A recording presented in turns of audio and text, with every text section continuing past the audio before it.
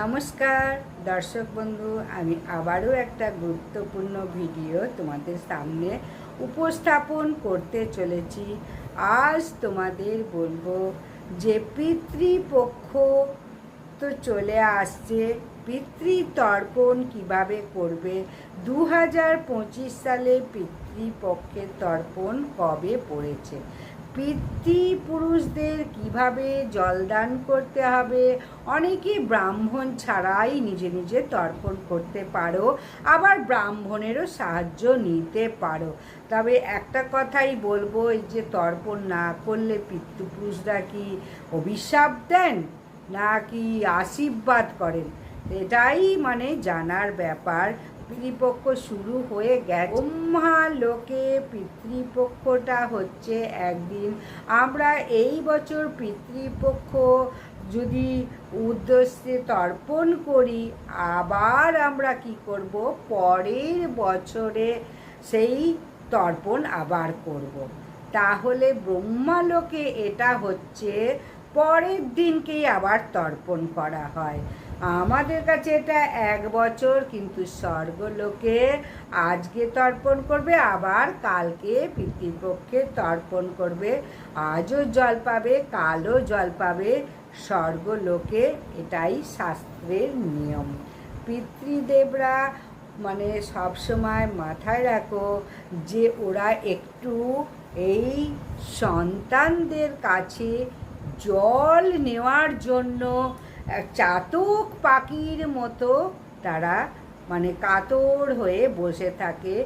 ওরা কি করে, ঠিক পিতৃপক্ষ যখন শুরু হয় 15টা দিন একটু জল পাবার আশায় আমাদের ধরাধামে স্বর্গ থেকেই হোক যেখান থেকেই হোক নেমে আসে ধরাধামে।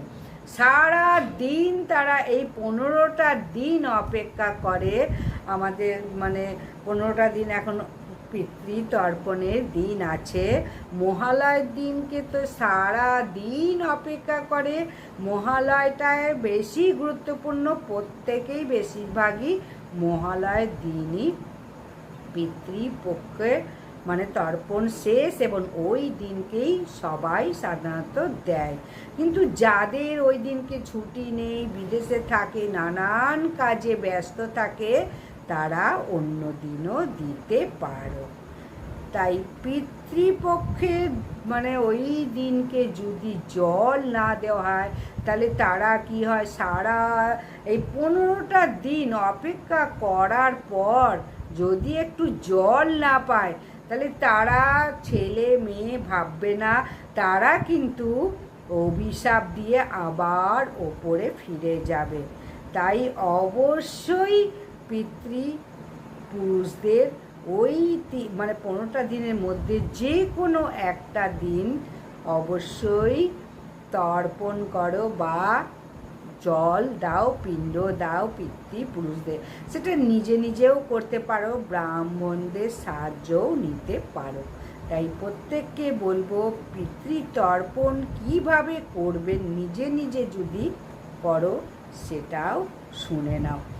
তাই আবার কেউ বুকে হাত দিয়েও বলতে পারবে না যে আমি নিষ্পাপ, আমি কারুর কথা পালন করব না। কেউ কিন্তু সেটা বলতে পারবে না, যতই বড় মানুষ হোক বা জ্ঞানী গুণী ব্যক্তি হোক। সবাই কিন্তু যে আমি পুণ্য করেছি এটা কিন্তু নয়। তাই অনেকের কি হয়, কম বেশি পাপ করেই থাকে। তাই সেই পাপ করলে তখন তাকে নরকে যেতেই হয়। তাই নরকে গেলে কি হয়, শরীর তো পঞ্চভূতে তৈরি হয়ে বিলীন হয়ে যায়, তখন আমাদের এই শরীর যায় না, একটা সূক্ষ্ম শরীর পাই, যেটাকে বলা হয় আত্মা। দুঃখ জ্বালা যন্ত্রণা, কথায় বলে নরক যন্ত্রণা ভোগ করতে হবে, সেই নরক যন্ত্রণা ভোগ করতে হবে। অনেক সময় ভালো বা অনেক সময় খারাপ যন্ত্রণা ভোগ করতে হয়। তাই একটা সামান্য ছোট্ট শরীরের অংশ আমাদের মানে যায়। তাই যে ব্রাহ্মণ ছাড়াই তোমরা নিজে নিজে তর্পণ করো। কিভাবে তর্পণটা করবে, দরকার নেই কোনো পুরোহিতের, তোমরা বাড়িতেও করতে পারো। গঙ্গা যদি কাছে না থাকে তোমরা বাড়িতেও কিন্তু করতে পারো। ঘুম থেকে ব্রহ্ম মুহূর্তে ওঠো, অবশ্যই মহালয়ের দিন করলে সব থেকে বেশি ভালো। মহালয়ের দিন স্বর্গ থেকে মৃত পিতা মাতা অবশ্যই পুত্রদের হাতে জল নিতে আসে। তাই ব্রহ্ম মুহূর্তে উঠে স্নান সেরে নিয়ে, একটা দিন তো সকালবেলা উঠে স্নান সেরে নিয়ে, তবে হ্যাঁ, মহিলা এবং পুরুষ দুজনেই তর্পণ করতে পারবে। শুধু যে ছেলেরা তর্পণ করবে এরকম কোনো কথা নেই, মহিলারাও কিন্তু করতে পারবে। তাই প্রত্যেককে বলবো, ছেলেরা যদি তর্পণ করতে যাও ধুতি অবশ্যই পরো আর একটা গামছা নাও। তাই কখনো ওইসব হাফ প্যান্টও পরবে না, লুঙ্গিও পরবে না, গামছাও পরবে না। গামছা একটা গলায় থাকবে এবং একটা ধুতি, নতুন ধুতি হলে বেশি ভালো হয়, আর নতুন ধুতি না থাকলেও চলবে। তাই গলায় একটা, যে গামছাটা নেবে ওটা গলায় নিতে পারো, নামাবলিও নিতে পারো। এরকম একটা মানে নামাবলিও নিয়ে নাও। সে হরে কৃষ্ণ লেখা থাক বা না থাক, গলায় একটা কিছু নিতেই হবে বিনয় দেখানোর জন্য। এরপর প্রদীপ জ্বালাবে, ধূপ জ্বালাবে। স্নান করার পর তামা, কাঁসা যে কোনো একটা পাত্র নিয়ে নাও। তবে হ্যাঁ, অবশ্যই মাটিরও দরকার নেই, সিলভারেরও দরকার নেই। কোষাকুষি নেবে, হরিতকি নেবে, কালো তিল নেবে, আর লাল চন্দন চাই এই সময়, সাদা নয়। দূর্বা, সাদা ফুল, লাল জবা অবশ্যই লাগবে। আর জব যেটা পাওয়া যায়, গম নয়, জব, এই জব কিছু কিনবে। আর তিল কিনবে, তিলটা ভীষণভাবে দরকার। আর কুশ ঘাস পেলেও, ওই কুশ ঘাস দশকর্মার দোকানেই পাবে, তাই দশকর্মার দোকান থেকে এইগুলো কিনে নাও। কুশের আংটি তৈরি করে পরো বা একটা সোনার আংটিও পরতে পারো। এরপর কোষাকুষি নিয়ে পূর্ব দিকে আসনে বসে পড়ো। আসনে শুদ্ধিকরণের মন্ত্র আছে, নিচে একটু গঙ্গা জল ছিটিয়ে এঁকে নাও, ঠিক এই অনামিকা আঙুল দিয়ে। নমো বিষ্ণু, নমো বিষ্ণু, নমো বিষ্ণু, অপবিত্র পবিত্র বা যৎসরে কুণ্ডরিকাক্ষ সবাহ্য অভ্যন্তর, নমো শুচি, নমো শুচি, নমো শুচি। এই মন্ত্র বলে নিজের শরীর মানে শুদ্ধ করে নাও, পবিত্র করে নাও, এবং আসনও এইভাবে শুদ্ধ করে নাও, পবিত্র করে নাও। গঙ্গা জল দিয়ে আসনটাকে উল্টে তলায় একটা এরকম করে এঁকে নেবে, একটা সাদা ফুল দেবে, গঙ্গা জল দিয়ে শুদ্ধিকরণ করে নাও। এরপরে সুন্দর করে বসে, অবশ্যই মন্ত্র না জানা থাকলেও মানে নমো বিষ্ণু, নমো বিষ্ণু, নমো বিষ্ণু করে মুখে একটু জল দিয়ে দাও, মাথায় জল দিয়ে দাও, তাহলেও হবে। কালো তিল দাও, জবা ফুল দাও, লাল চন্দন সবসময় এই তর্পণের দিনকে রাখবে। প্রথমে ওই ঘটিতে জল নিয়ে সূর্য নারায়ণকে প্রথমে জলটা দাও। একটা তাম্র পাত্র নাও, নিয়ে ওই ওতে জলটা দাও। লাল চন্দন, দূর্বা, জবা ফুল এইসব নিয়ে জল শুদ্ধি করে, ফুল দিয়ে শুদ্ধি করে নিয়ে, গঙ্গে চ যমুনে চৈব গোদাবরী নর্মদা সিন্ধু কাবেরী জলেস্মিন সন্নিধি কুরু, এইভাবে জলটাকে শুদ্ধ করে নাও। আর মন্ত্র যদি না বলতে পারো, অবশ্যই সবসময় হরে কৃষ্ণ, হরে কৃষ্ণ, হরে কৃষ্ণ মহামন্ত্র নাম বললেও হবে। খুব ভালো করে এইভাবে করো। তারপরে 7টা নদীর নামও বললেও হবে। গঙ্গা, গোদাবরী, কাবেরী, কৃষ্ণা, নর্মদা, তাপ্তি, সিন্ধু, এই 7টা নদীর নাম বললেও হবে।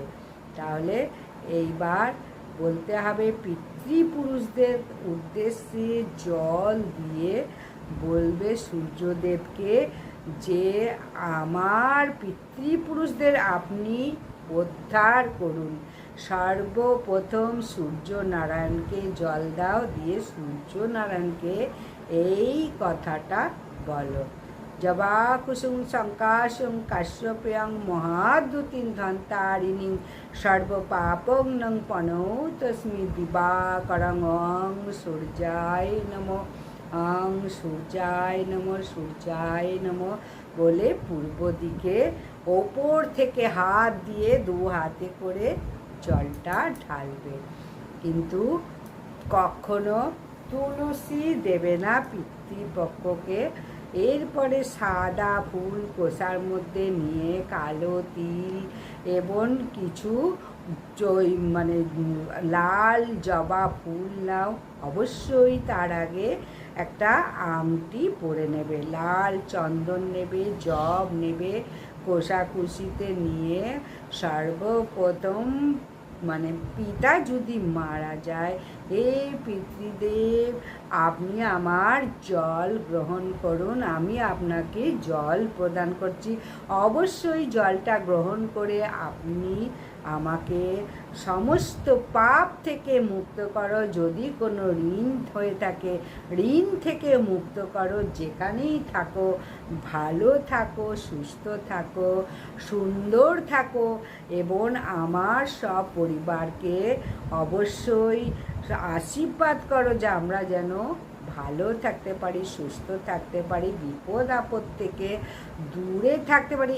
এই মানে আশীর্বাদটা আমাদেরকে করো। পিতাকে এইভাবে, পিতৃদেবকে এইভাবে জল দাও। এরপরে বলবো ব্রাহ্মণরা সাধারণত জানতে চায় যে 7 পুরুষের নাম কি। 7 পুরুষের নাম জানা থাকলে ভালো, একটা কাগজে লিখে নিয়ে যাও। এবার কাগজে লিখে নিয়ে গিয়ে পরপর পরপর পরপর নামগুলো বলতে পারো। এই সেম একইভাবে 7 পুরুষ জলদান করতে পারবে। 7 পুরুষের নাম যদি মনে না থাকে 5 পুরুষ, 5 পুরুষ যদি নাম মনে থাকে 3 পুরুষ দাও। এই 3 পুরুষের নাম নিশ্চয়ই মনে আছে। এই 3 পুরুষের নাম পড়ে অবশ্যই জল দান করো ওই একই নিয়মে।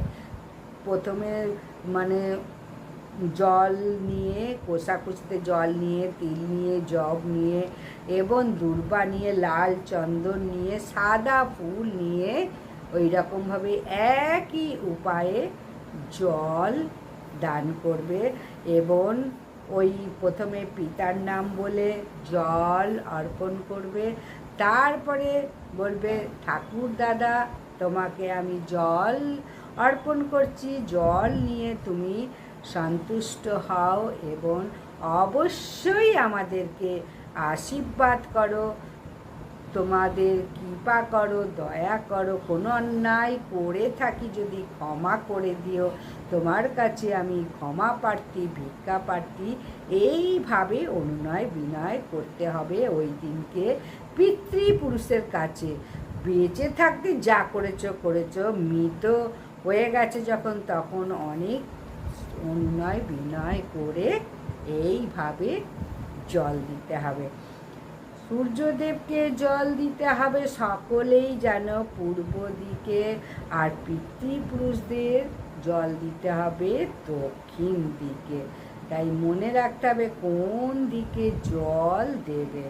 তাই ভগবান বিষ্ণুকেও অবশ্যই, যাদের পিতা মাতা মারা যায়নি তারা তর্পণের দিনকে বিষ্ণুকেও ভগবান বিষ্ণুকেও জল দেবে। যাদের পিতামাতা মারা যায়নি ভগবান বিষ্ণুকে জল দাও।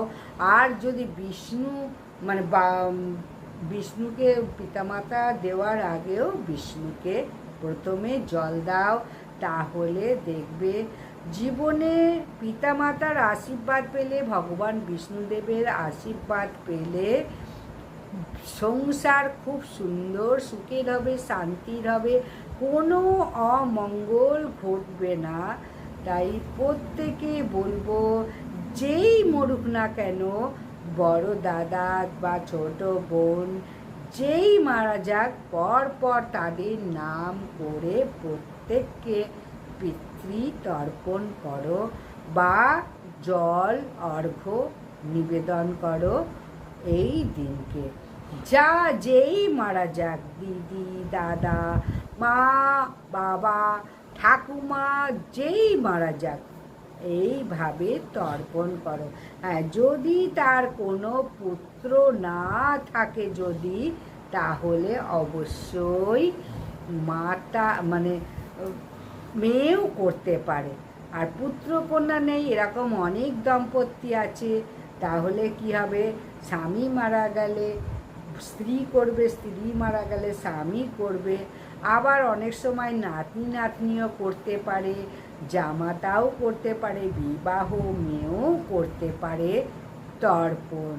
যে শুধুই ছেলে করবে আর কেউ করবে না তা নয়, সবাই করতে পারে, মেয়েও করতে পারে। ছেলে যদি না মানে থাকে, তাহলে ছেলের বৌমাও করতে পারে, মানে ছেলের বউ, শ্বশুরের বৌমা যেটাকে বলা হয়, সে বৌমাও করতে পারবে। আমাদের শাস্ত্রে তো প্রমাণ আছে, মাতা সীতা দেবী রাজা দশরথ নিজে চেয়ে নিয়েছিলেন, বৌমার কাছ থেকে পিণ্ডদান চেয়ে নিয়েছিলেন। তখন আসতে দেরি হচ্ছিল ছেলেদের, তাই বলল, তুমি দাও পিণ্ড, আমি তাই নেব।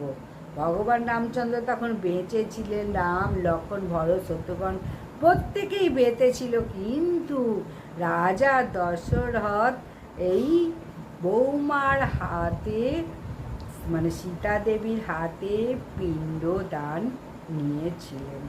তাই বলবো, সকলের কাছেই পিণ্ডদান করা যায় বা পিতৃতর্পণ করা যায়।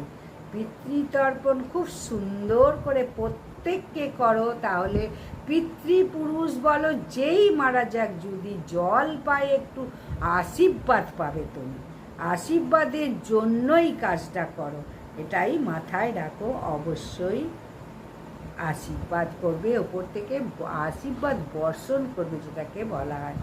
তাহলে আজকের মতো এখানেই শেষ করছি। আশা করছি পিতৃতর্পণ সম্বন্ধে বুঝতে পেরে গেছো। এই অমাবস্যা থেকে শুরু হবে একেবারে মহালয়ের দিন পর্যন্ত। মহালয়ের দিনটা ভীষণভাবে মানে খুব ভালো দিন, ওই দিনকে যদি করতে পারো তর্পণটা। তা না হলে প্রত্যেকের কাছে 15টা দিন সুযোগ আছে, যে কোনো দিন গিয়ে অবশ্যই তর্পণ করো। গঙ্গায় গেলে ভালো, নালে বাড়িতেও করতে পারো। বাড়িতে কিভাবে করবে সেটাও বলে দিলাম। তাহলে অবশ্যই পিতৃতর্পণ করতে কিন্তু কখনো ভুলো না। মহালয়ের দিনকে পিতৃতর্পণ প্রত্যেকে করো। নমস্কার, বিদায়।